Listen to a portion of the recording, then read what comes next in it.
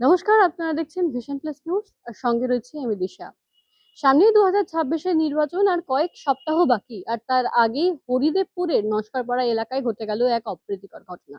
জানতে পারা যাচ্ছে গতকাল রাতে বা সন্ধ্যা নাগাদ এক ব্যক্তি তার বাড়ি থেকে স্বইচ্ছায় বেরোন এবং তারপরে কিছুটা দূরে গিয়ে কিছু নেশার দ্রব্য তিনি কেনেন এবং তার সঙ্গে তার এক বন্ধু বা এক ব্যক্তি ছিলেন এবং কিছু পর্যায় পর দেখতে পাওয়া যায় তার সঙ্গে তার যে সঙ্গী ছিলেন তার কিন্তু বচসা বাধে এবং তারপরে সেই ব্যক্তির দেহ কিন্তু রাত্রিবেলা একটি জায়গার সামনে থেকে উদ্ধার করা হয়, কিন্তু দাবি করা হচ্ছে সেই বন্ধু সেই মুহূর্তে তার সঙ্গে ছিলেন না।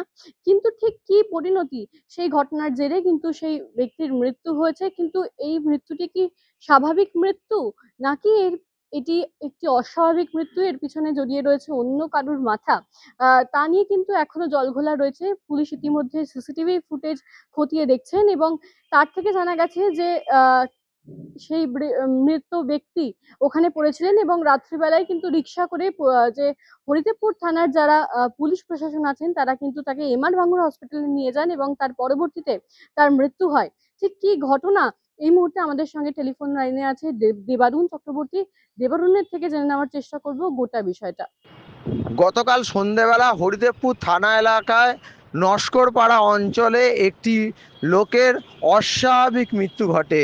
প্রথমে বাড়ি থেকে বেরিয়ে আসে, পুলিশ সূত্রে জানা যায় বাড়ির থেকে স্বেচ্ছায় বেরিয়ে এসেছিল এবং বেরিয়ে আসার পরে ঘটনাস্থলে পৌঁছায়, মদ কেনে এবং মদ কিনে মদ খেতে গিয়ে দুই বন্ধুর মধ্যে বচসা এবং বচসার পরেই নাকি পড়েছিল ঘটনাস্থলে। স্থানীয় মানুষ সূত্রে জানা যাচ্ছে যে ঘটনাস্থলে বচসার পরে আরেকজন সঙ্গী তিনি যখন পড়ে যায় তখন ছিল না সঙ্গে। সিসিটিভি ফুটেজ খতিয়ে দেখে পুলিশ তদন্ত শুরু করছে হরিদেবপুর থানার পক্ষ থেকে, এবং রিক্সা করে যখন পড়েছিল হরিদেবপুর থানার এসআই এসে অফিসাররা এসে তাকে রিক্সা করে এমআর ভাঙড় হসপিটালে পৌঁছিয়ে দেওয়া হয়।